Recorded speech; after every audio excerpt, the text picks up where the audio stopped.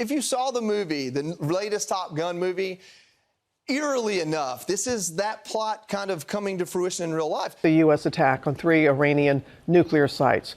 This morning, we're getting a look at some of the damage done over the weekend. Aerial images you see there showing impact on the surface.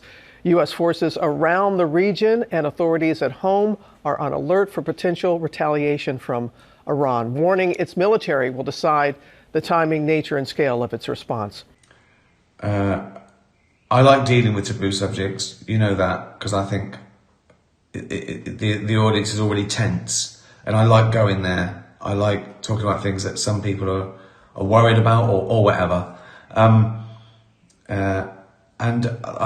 I don't think they feel alienated because I'm often on their side. I'm often creating an outside enemy to them as well, you know, like oppression or cancel culture or you know, bosses, the filthy rich. So it's like us against them, I suppose, and I try and be one of them. This is a plan that took months and weeks of positioning and preparation so that we could be ready when the President of the United States called. The Speaker of the House, who is from your own party, has really rejected this. He says the Article 1 power of Congress really allows for the president to do this. It was a limited, necessary, targeted strike, he says. Well, he's probably referring to the War Powers Act of 1973, but that's been misinterpreted. There was no imminent threat to the United States, which was what would authorize that. And I think that's peculiar to hear that from the Speaker of the House. Look, Congress was on vacation last week when all this was happening. You haven't been briefed on any of We the details. haven't been briefed. They should have called us all back. And frankly, we should have debated this War Powers resolution that Ro Khanna and I offered instead of staying on vacation and doing fundraisers and saying, oh, well, the president's got this under control. We're going to cede our constitutional authority. What has all this been about if it does not destroy the nuclear material? Of course, what Israeli Channel 13 means is that the only way that you can destroy Iran's nuclear industry is by person, boots on the ground. And that is only possible if you have regime change. They've even appointed the new head of state, that fella in Los Angeles, who's never been in Iran since he was a child. He's the new head of state. And just to throw some sand in the face, there's going to be a Sunni Muslim prime minister. They've got the terrorist group, MK. They've got the Renta mob, Kurdish factions, ready to march on Tehran, but they cannot muster the 1 million strong army that they would require. Yeah, so what we're looking at here is we're being told this is, I think, anywhere from just shy of 200 to 300 feet in depth. There are all kind of reports out there of 1,000 foot, but I think that's more propaganda. So what you end up doing is if you saw the movie, the latest Top Gun movie, eerily enough, this is that plot kind of coming to fruition in real life. It's not just one bomb. It'll be a bomb after a bomb to get through that penetration. And just lastly, that's what you're talking about. Can penetrate up to 200 feet below the surface.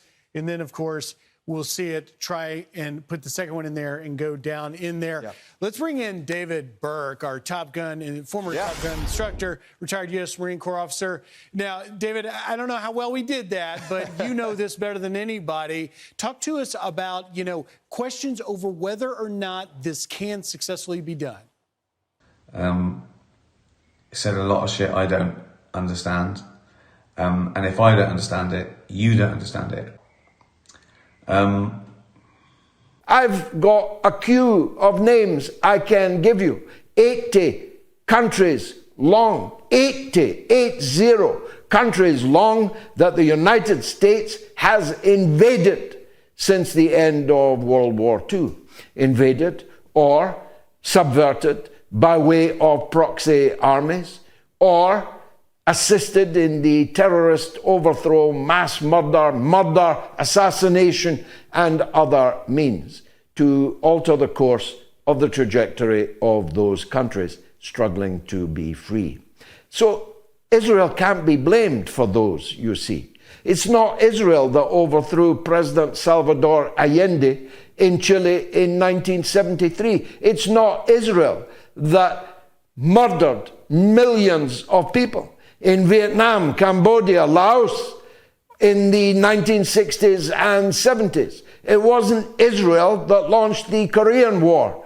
The United States has been a malignant empire since the end of the Second World War. And I could go back. There are only actually 6 years, in the hundreds of years since the American Declaration of Independence in 1776, that America has not been involved in a foreign war.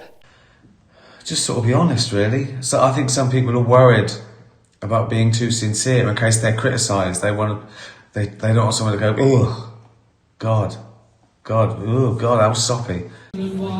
Because the goal is not to completely subjugate Afghanistan.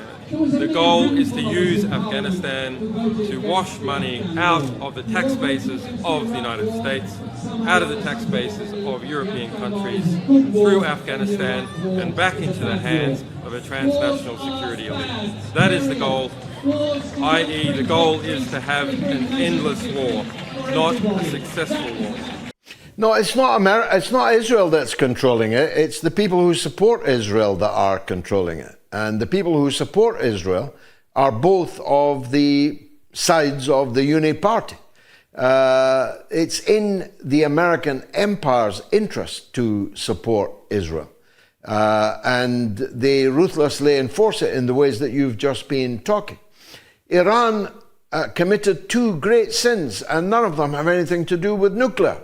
After all, when the Shah wanted to go nuclear, the American company Westinghouse successfully bid for the project to build the nuclear plants in Iran. The 2 big sins of Iran are, first of all, they are the only state, Yemen being a partial state, and others being liberation movements, resistance movements. Iran is the only state that took action to defend the Palestinian people in Gaza and to contest the absolute domination of Israel in the region. That's its number 1 sin. Its number 2 sin is that it is an indispensable linchpin in the new world that is being born. Russia, China, Iran, the Belt and Road Initiative, the North-South Corridor, the means of breaking free from hundreds of years of Western hegemony, require as a hinge a free, sovereign, and independent Iran. You don't need a formal conspiracy when interests converge. These people went to the same universities and fraternities. They're on the same boards of directors. They're in the same country clubs. They have like interests. They don't need to call a meeting. They know what's good for them, and they're getting it.